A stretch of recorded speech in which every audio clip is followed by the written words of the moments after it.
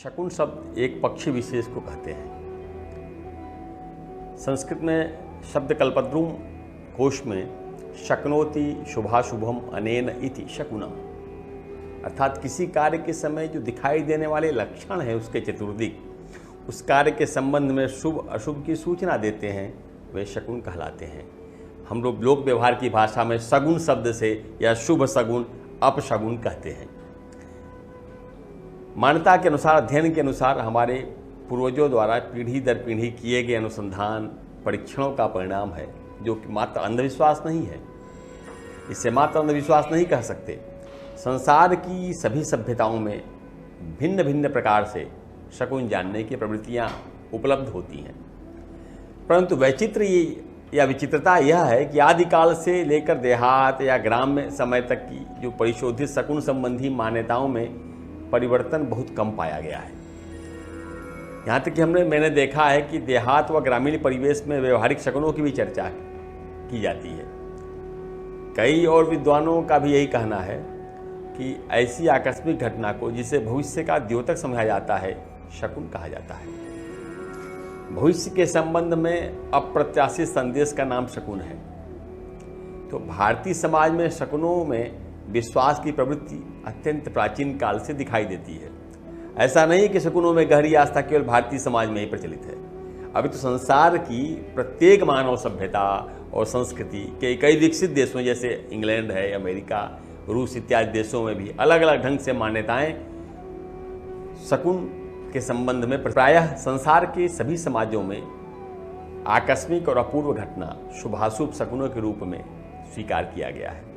जैसे धूमकेतु का उदय, शेक्सपियर ने कहा था, there are no comet seen when beggar die, अर्थात जब भी धूमकेतु दिखता है तब कोई बड़ी दुर्घटना घटती है या फिर किसी देश के राष्ट्राध्यक्ष की हत्या होती है।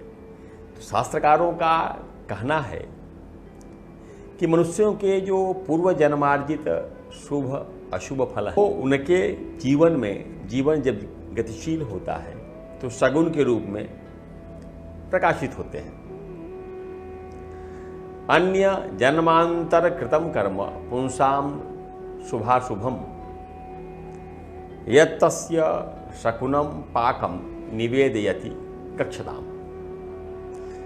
तह मानव का शकुनों में विश्वास सार्वभौमिक है और सार्वकालिक है। यह धारणा प्रबल तथा पुष्ट है कि अज्ञात शक्ति या देवता पशु पक्षियों की गतिविधियों अथवा विशिष्ट लक्षणों के माध्यम से शुभाशुभ घटित होने की पूर्व सूचना प्रदान करते हैं। दैवज्ञ वराह मिहिर के अनुसार शकुन मनुष्य के शुभाशुभ दशा को भी बताता है। तो यह शास्त्र निर्विघ्न पूर्वक कार्य करने का साधन है, मार्ग में सहायक है, दुष्टों तथा शत्रुओं की गतिविधियों को जानने का साधन, मनुष्य के भावी स्वास्थ्य, आयु अथवा मृत्यु इत्यादि को भी शुभाशुभ चेष्टाओं द्वारा यह शकुन शास्त्र सूचित करना किया है। तो वाराह मिहिर के अनुसार शकुन 10 प्रकार के होते हैं।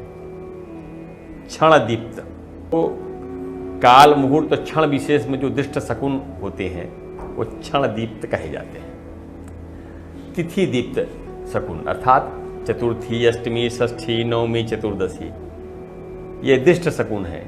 ये तिथियां दीप्त तिथियां कहा जाता है। ये दृष्ट शकुन तिथि दीप्त कहे जाते हैं। अब आगे आते हैं नक्षत्र दीप्त शकुन। जैसे मूल नक्षत्र, जैसे मूल है, ज्येष्ठा है, आर्द्रा, आश्लेषा, तीनों पूर्वा, भरणी और मघा में जो दृष्ट शकुन है वे नक्षत्र दीप्त शकुन कहे जाते हैं। वायु दीप्त तथा भयंकर कठोर प्रतिलोम उल्टा वायु चलना, तूफान के लक्षण आना, निश्चित दिशा में वायु का न होना, चलना, विविध प्रकार से चतुर्दिक वायु का चलना, ये दृष्ट शकुन वायु दीप्त शकुन कहे जाते हैं। अब आते हैं अगले शकुन पे। तो 5वां शकुन है सूर्य दीप्त शकुन।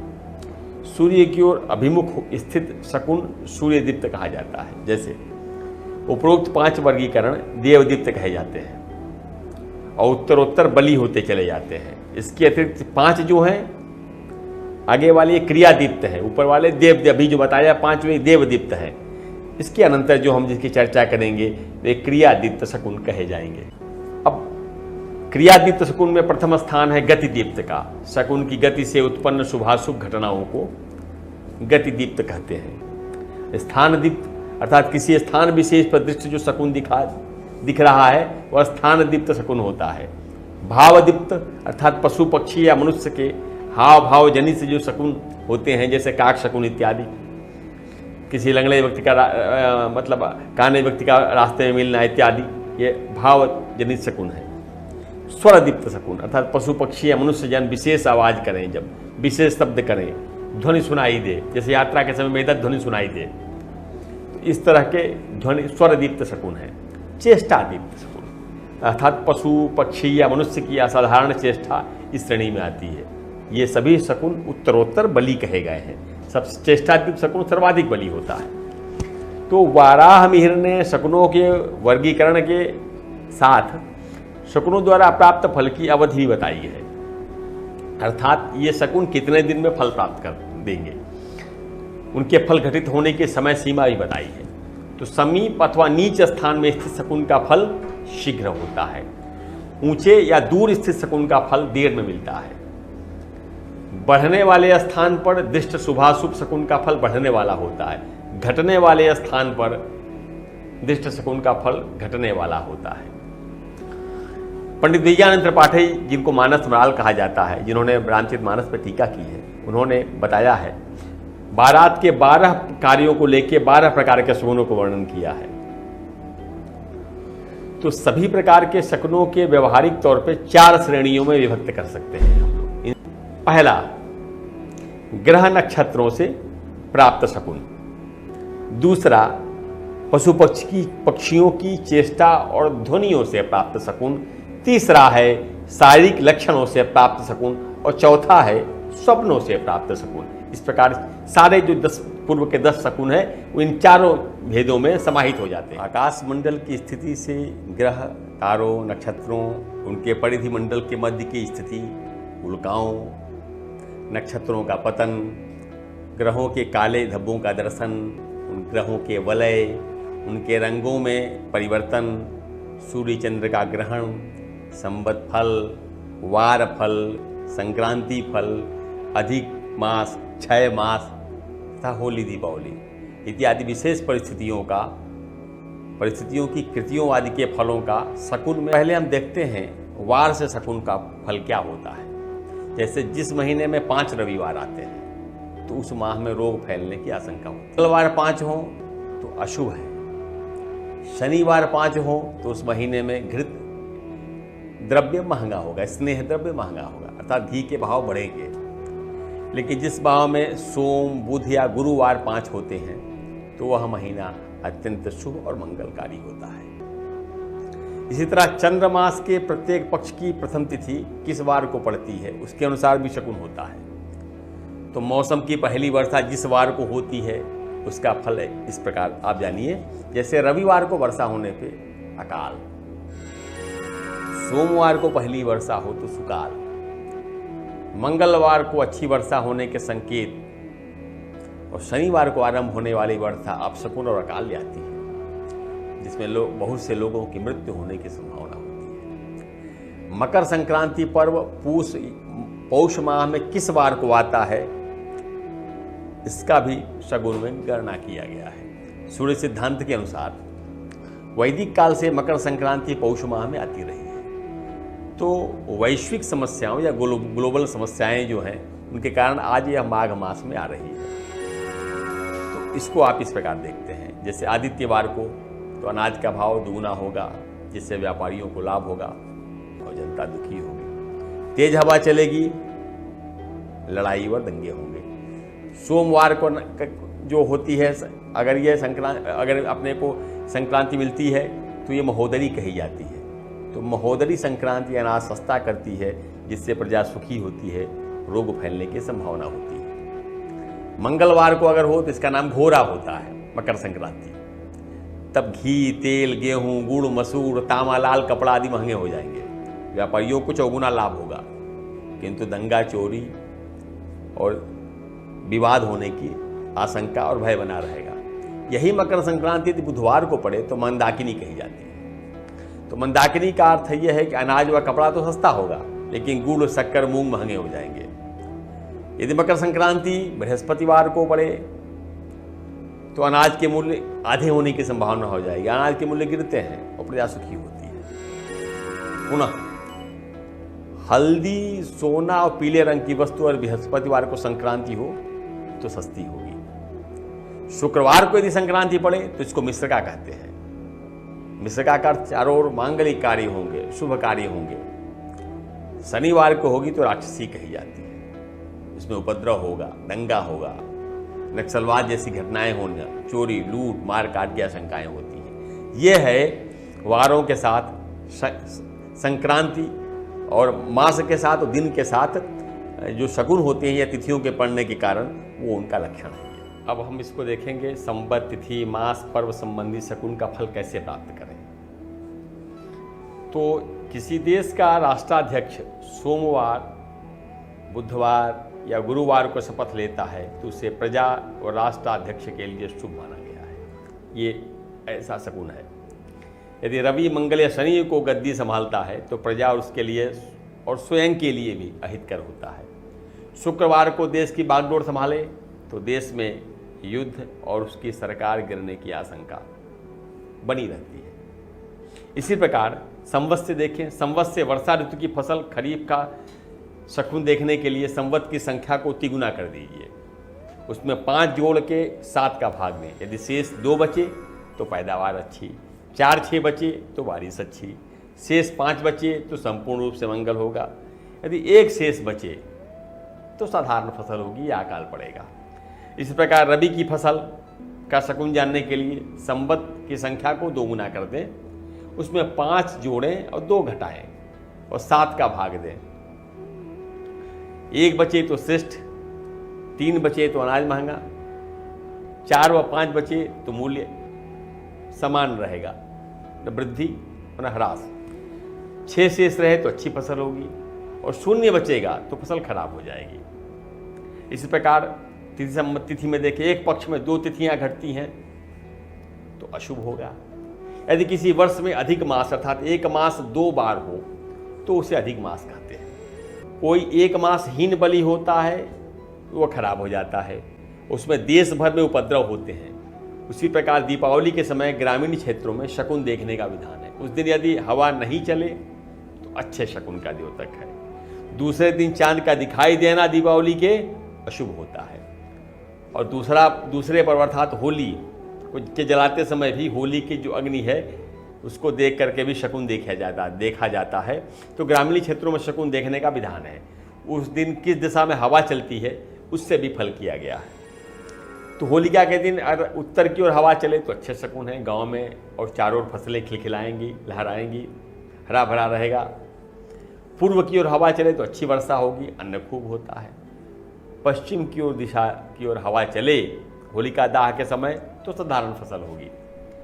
यदि दक्षिण दिशा की ओर हवा चले तो सावधान रहने का अवसर है, अकाल पड़ता है। यदि उस दिन चतुर्थी की हवा चले, कोई एक निश्चित दिशा में न हो तो देश में दंगा, अमंगल, प्रजा और सरकार के लिए शुभ होता है। यदि हवा न चले तो स्थितियां सामान्य रहती हैं और नियंत्रण में। हस्ती, प्राचीन भारत में हस्ती कार्यों का, बड़े कार्यों के करने का सेना का एक मुख्य दल हस्ती होती थी। साथ ही आवागमन से लेके सारे कार्यों में राजलक्षण के रूप में हस्ती का ग्रहण होता था, तो उनके लक्षण भी थे। इसलिए वाराह मिहिर ने हस्ती लक्षणाध्याय में अपने ग्रंथ में, एक ग्रंथ है उनका बृहद संहिता, उसमें हस्त लक्षणाध्याय में भद्रगज, मदगज, मृगराज, विषराज 4 प्रकार के हाथियों का वर्णन कहा है। तो पहले एक वर्णन किया है, प्रथम जो ताम्र वर्ण का ओष्ठ वाला हो, घर में रहने वाले पक्षियों के समान नेत्र वाला हो, स्निग्ध अर्थात जिसका स्पर्श कोमल हो, चिकना जैसा हो, उन्नत ऊंचे दांतों के अग्रभाग वाला हो, कछुए के समान कुंभों में एक एक करके सूक्ष्म रोग निकले हुए हो, विस्तीर्ण कान वाला, बड़े कान वाला, कछुए के समान मद आर्द्र, मद की तरह रहने वाला, शुद्ध वायु वाला जो हाथी, उसको शुभ कहा गया है। और ये ऐसा हाथी रास्ते में दिख जाए तो अत्यंत शुभ फल मिलता है। हाथी रहे नहीं लेकिन यात्रा में दिख तो सकता ही है हम सबको। यदि हाथी अपनी इच्छा से वाल्मीकि के साथ दीमक या कोई शाखा या घास या किसी वृक्ष की मंथन घर्षण करते हुए हर्षित होकर के ऊंचा मुख करके शीघ्र गति से अनुकूल चले, हौदा कसने के समय हाथी गर्जना करे, जल की बूंदें उड़ाए, मदयुक्त रहे, सूढ़ को दाई ओर से चिघाड़ करे, तो ये सब विजय का सूचक है। अगर हमको ऐसा हाथी रास्ते में भी दिख जाए तो तत्काल कार्य सिद्धिदायक होता है। इसी प्रकार जल में प्रवेश करते समय हाथी को यदि कोई मगर इत्यादि पकड़ ले, हाथी उस मगर या घड़ियाल को झटक करके बाहर निकल आए, तो ये सूचक है कि अगर ऐसा दिखाई देता है किसी व्यक्ति को यात्रा के समय, तो उसकी यात्रा सिद्ध होगी और उसके शत्रुओं का नाश होगा। अगर वह शासक है तो उसके ऐश्वर्य की वृद्धि होगी। जयंत विजय नामक ग्रंथ है, महाकाव्य है, उसमें शकुन का वर्णन है, गज शकुनों का। उसमें सूचना है कि संतानहीन राजा विक्रम सिंह और रानी प्रीतिमती के लिए गजराज का गर्जन, पुत्र प्राप्ति, पुत्र के लिए जब वे प्रयास करने जाते हैं उसी समय ऐसा गजराज गर्जन करता है तो पुत्र प्राप्ति का सूचक है। इसी प्रकार चंद्रप्रभ चरित महाकाव्य है, उसमें युवराज सहित राजा पृथ्वीपाल का वर्णन है। तो युद्ध के प्रस्थान करते समय हाथियों की कपोलों से जो मदस्राव निकलता है दोनों कानों के कपोलों से, वो विजय का सूचक के रूप में स्वीकार किया गया है। अगर ऐसा कोई गज दिखे आपकी यात्रा के समय, तो तत्काल विशिष्ट पद की प्राप्ति, राज्य प्राप्ति होती है। इसी प्रकार विजयसेन सूरी के लाभपूर्ण प्रस्थान की भी घटना है, उसमें सुसज्जित हाथी के सामने मिल जाना यात्रा के समय अत्यंत शुभ माना गया है। चलता हुआ हाथी अचानक रुक जाए, कान हिलाना बंद कर दे, अत्यंत दीन दिखाई देने लगे, सूंड को भूमि पर पटक करके धीरे धीरे लंबी सांस लेके चले, अर्धोन्मीलित आधा नेत्र बंद कर दे, बहुत देर तक सोए, उल्टा चलने लगे, अभक्ष्य भक्षु वस्तुएं खाने लगे, और ऐसा कोई व्यक्ति अपने कार्य के समय ऐसी हाथी को देखे तो यह उस व्यक्ति के लिए अशुभ सूचना है, भय उत्पन्न करने वाली सूचना है, अनिष्टकारी सूचना है। यदि हाथी को पकड़ के कोई मगर या घड़ियाल जल में प्रवेश कर जाए, ऐसा दृश्य कोई राजा या शासक देख ले, तो उसका शीघ्र ही विनाश होने वाला है। नामक महाकाव्य में प्रहस्त नाम के जो राक्षस है, जब रणभूमि के लिए प्रस्थान करता है तो वह देखता है गतिहीन हाथी, इसी प्रकार की अशुभ सूचना गतिहीन विपरीत चलता हुआ गतिहीन गज देखता है, उसे सूचना में शास्त्र में सूचना दिया गया है उस महाकाव्य में, यह प्रहस्त के लिए उसके विनाशकारी सूचक था। बाल भरत महाकाव्य में कौरव सेना के रणभूमि में प्रस्थान करते समय हाथियों के कपोलों से जो मदजल गिर रहा है, वह कौरवों के भावी विनाश का सूचक था। अर्थात ये सूचनाएं, इन काव्यों में जो सूचनाएं दी गई हैं वह शकुन के संदर्भ में वर्णित हैं। यदि ऐसा कोई शकुन किसी को भी दिखाई देता है तो निश्चित रूपेण वह परिणाम मिलता है, उस घटना उस परिणाम के समन्वय से यह शकुन पुष्ट होता है। इन शकुनों से हम अपने जीवन के चतुर्दिक होने वाली घटनाओं, शुभाशुभ और अनुकूल और प्रतिकूल फलों का अध्ययन कर सकते हैं। उसको जान करके अपने जीवन में व्यवहार से हम सुरक्षित हो सकते हैं या आने वाले समय के लिए अपनी योजनाएं बना सकते हैं। गाय और बैल शुभाशुभ भी सूचित करते हैं। चूँकि मनुष्य के सर्वाधिक निकट रहने वाला यह जीव वर्ग है, पवित्र भी माना जाता है, पूज्य भी माना जाता है और वह सहयोगी भी है। इसलिए मनुष्य के निकट रहने से मनुष्य को सर्वाधिक प्रभावित करने वाला और मनुष्य को के लिए सर्वाधिक परिणाम देने वाला भी यह जीव वर्ग है। तो पहले वृषभ के रूप में देखते हैं, जो वृषभ सिंह के समान कंधे वाला हो, अगली जंघाओं के मध्य में संकुचित लंबी पूंछ वाला, भार को उठाने में समर्थ, घोड़े के समान तीव्र गति वाला बैल जो है वह शुभ होता है। उसी प्रकार सफ़ेद वर्ण वाला, तांबे के रंग वाला सींग वाला, लाल आंख, लंबी पूंछ वाला बैल शुभ होता है, शुभ शकुन देता है। बैल या गाय के चारों पांव अगर सफ़ेद हो तो शुभ होता है। इसके विपरीत यदि कोई ऐसा बैल हो जाए जो लाल सफ़ेद मिश्रित हो, बिल्ली जैसे नेत्र या साम वर्ण के चिन्हों वाला हो, तो वह बैल हमारे लिए अशुभ शकुन देने वाला होता है। एक ग्रंथ है विजय प्रशस्ति, तो उसमें वर्णन है कि बछड़ा सहित गौ का मिलना अत्यंत शुभ माना गया। अगर सवत्सा धेनु मिल जाए यात्रा में या हमको मिल जाए तो अत्यंत शुभ, सवत्स धेनु अत्यंत अत्यंत शुभ फलदायी है। उसी प्रकार हरिसौभाग्य ग्रंथ है, उसमें एक प्रकरण है जहाँ हरिविजय के सेना सहित प्रस्थान के समय बछड़े सहित गाय रास्ते में मिलती है। तो यह शकुन बताता है कि उसको निश्चित रूपेण अपने यात्रा, जिस उद्देश्य से यात्रा हो रही है, वह उत्तम परिणाम देगी।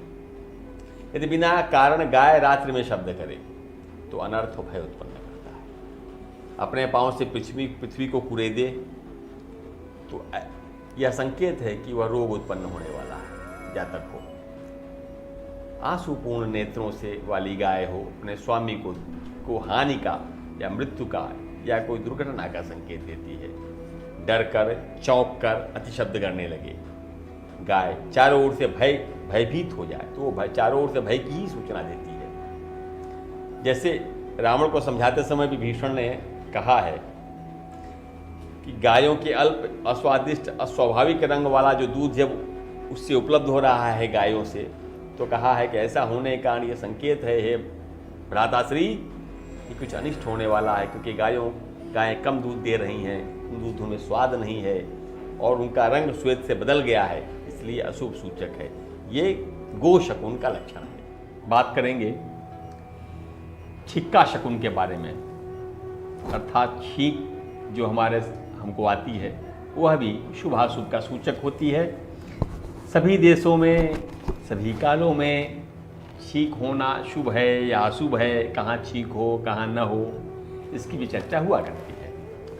तो प्रामाणिक तौर पे छींक का फल कहाँ और कब होता है, इसका विवेचन हम करते हैं।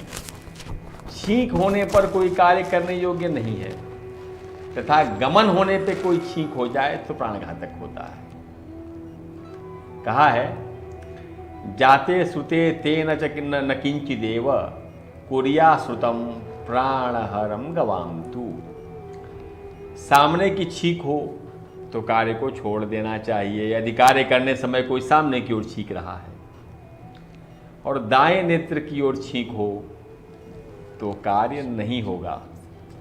बाएं कान की ओर छींक हो तो धन का नाश होगा। दाएं कान के पीछे कार्य के समय कोई छींक दे तो शत्रुओं की वृद्धि होती है और घर पर भी लड़ाई होती है। कंठ के आगे या पीछे की छींक हो अति शुभ फल देती है। वही बाएं कान के पास छींक हो तो विजय प्राप्त होती है और कार्य के क्षेत्र में प्रसिद्धि मिलती है। वहीं बाएं कान के पास या पीछे छींक हो तो गाड़ी या मकान इत्यादि का भोग मिलता है।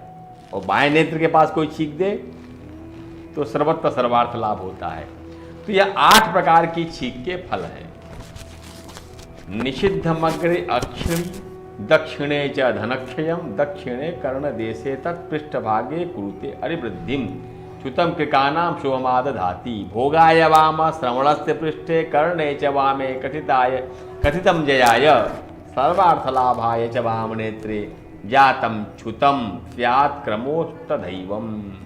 ये 8 प्रकार की छींक होती है जिसका फल हम लोगों ने आज जाना। शकुन शास्त्र हमारे जीवन की विविध घटनाओं, परिस्थितियों, चारों तरफ जो वर्णन है उन सब के संदर्भ में, साथ ही जीवन में होने वाले हमारे अनुभवों से भी जुड़ा हुआ है।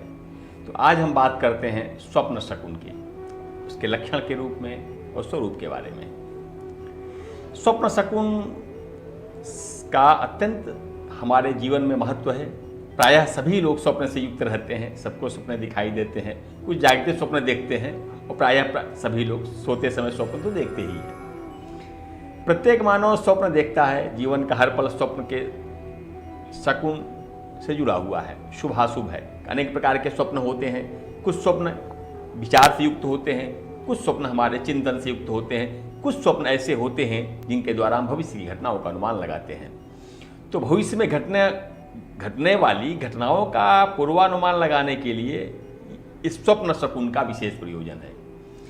तो सर्वप्रथम यह जानना आवश्यक है कि स्वप्न है क्या, और उसे जो देखा जाए तो उसके परिणाम मिलने का, देखने का काल क्या है, उसके फल के परिपक्व होने का क्या काल है, अर्थात कितने दिन में वह फल देता है, कितने प्रकार का होता है। तो शास्त्रकारों ने लिखा है कि जिस समय में मनुष्य की पांचों कर्मेंद्रियां, पांचों ज्ञानेंद्रियां अर्थात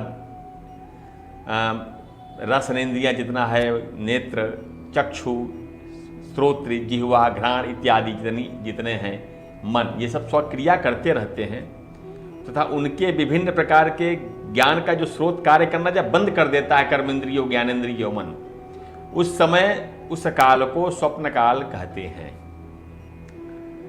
अब स्वप्न दो प्रकार के होते हैं, शुभ फल को बताने वाला अर्थात इष्ट फल बताने वाला, दुष्ट फल अर्थात अशुभ फल बताने वाला। सचो स्वप्नम स्वप्नो द्विविधा, इष्ट फलो अनिष्ट फलो केति। तो इस प्रकार जैसे सपने के दो शुभाशुभ भेद हैं, उसी प्रकार शुभाशुभ फल का भी प्रहर भेद होता है। जैसे रात्रि के प्रथम पहर में स्वप्न आए तो उसका शुभाशुभ फल एक वर्ष के भीतर मिल जाता है। दूसरे प्रहर के में जब ये स्वप्न दिखता है तो उसका फल 8 मास में घटित होता है। तीसरे का 3 और चौथे का 1 मास में फल, तीसरे प्रहर का 3 मास में, चौथे प्रहर का 1 मास में ही घटित होता है। और रात्रि की 4 घड़ी यदि शेष रहती है तब यदि स्वप्न आता है तो उसका फल 10 दिन में घटित हो जाता है। मानस में लिखा है सुंदरकांड में कि यह सपना मैं करहूँ विचारी, हो यही सब सत्य गए दिनचारी। जब वो त्रिजता देखती है कि रावण का विनाश होने वाला है तो कहती है उठने के पहले, ठीक पहले मैंने स्वप्न देखा, अर्थात 4 दिन में ही वो घटना ऐसा लग रहा है कि होने वाली हो। जैसे गो विसर्जन काल के समय कोई स्वप्न देख रहा हो तो उसका फल तुरंत मिल जाता है। यदि आपने कोई शुभ फल वाला स्वप्न देखा है तो उसे सिर्फ माता पिता और गुरु को बताएं, वह भी स्नान करने के बाद, अन्यथा उसका फल कुंठित हो जाता है। स्वप्न का यह सामान्य विभाजन है।